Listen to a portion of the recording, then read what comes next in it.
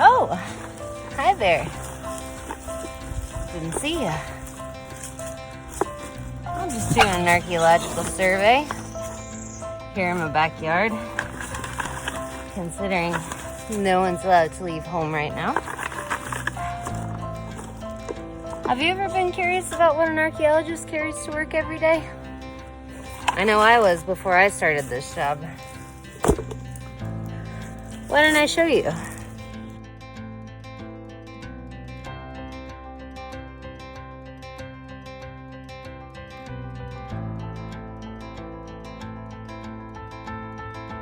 Hi, my name is Ann Dorland, and I'm an archaeologist at New South Associates. I'm here today to tell you about my favorite tool in archaeology, the compass. I have two to show you here today. They're both used for sighting.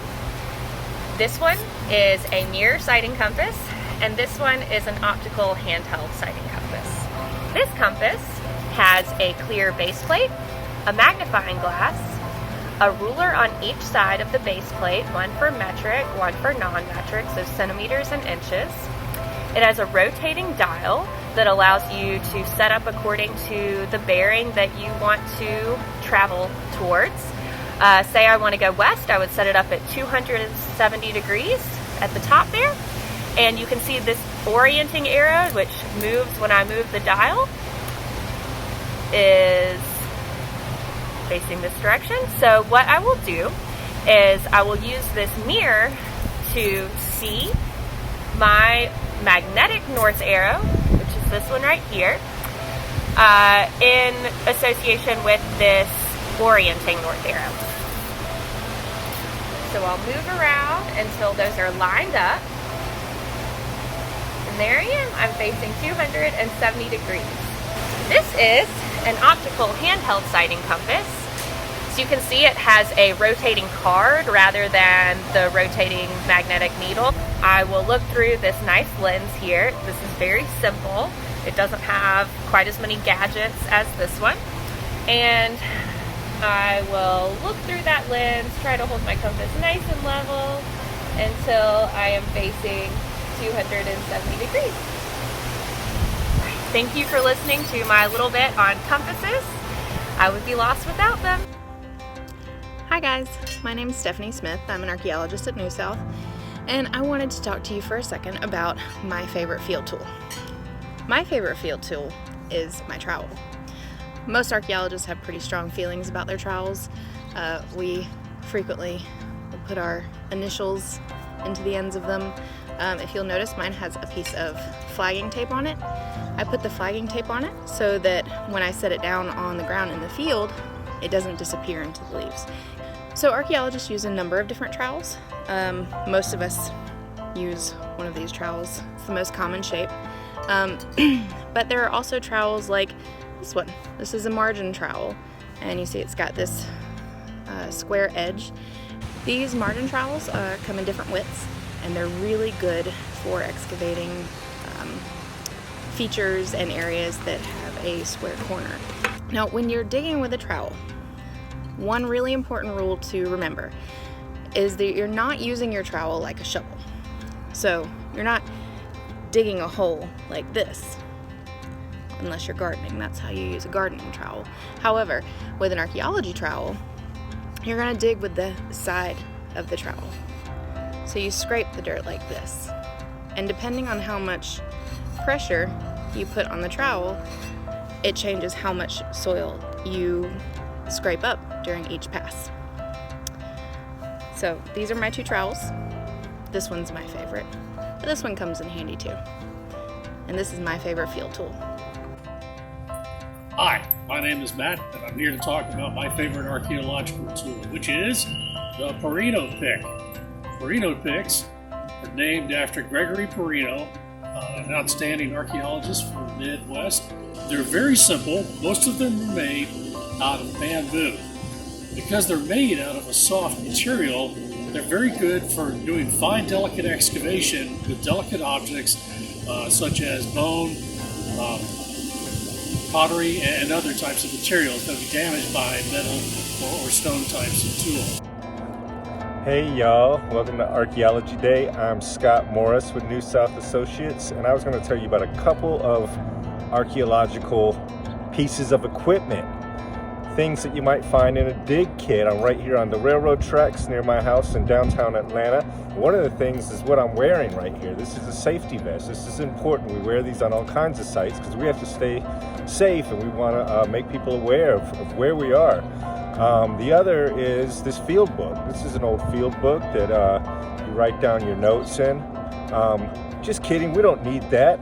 I've got this shiny iPad. That's right, we use an iPad to take our notes, but we do still use the old field books as well. Okay, so here's our computer that we use to take our notes, and here's my safety vest. You guys have a happy Archaeology Day. Bye. This is my field pack. It's big and it's heavy and it's full of important stuff. So, first and foremost, it's important for archaeologists to carry a map.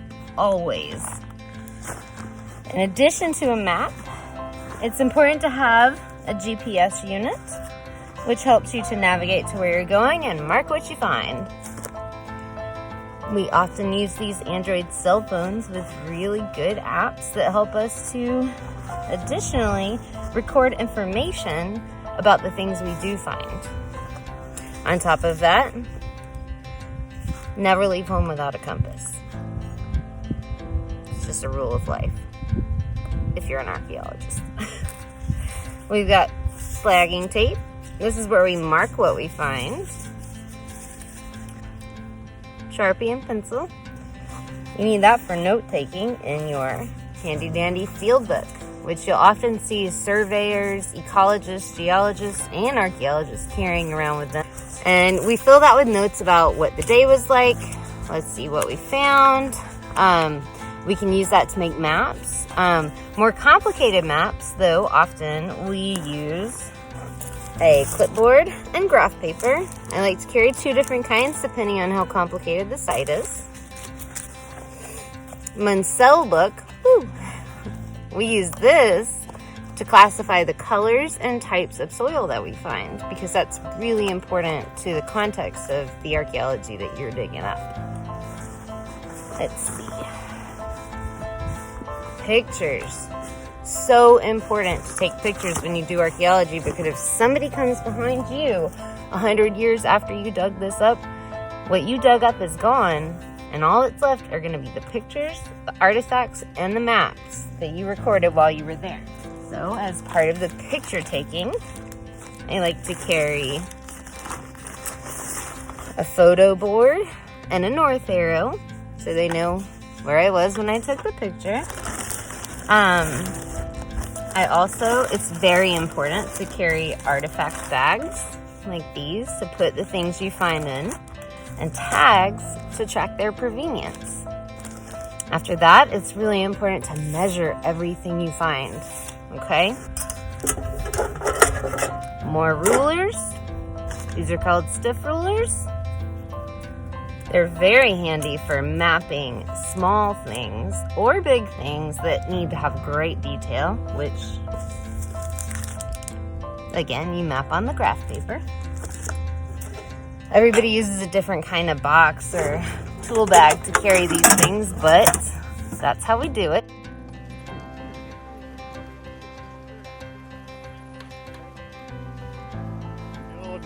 It's important that I be able to find the bullets and other items that were lost on the battlefield, and metal detector allows me to do this.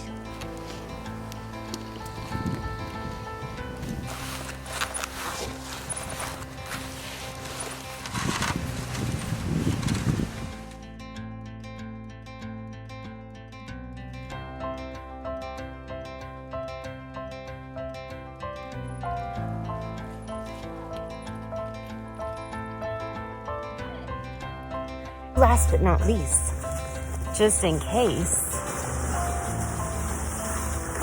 it rains, it's important to have a rain jacket, an extra pair of socks because your feet will get wet, and a cover for your backpack. That's all I've got for you. Hope you guys have a good day.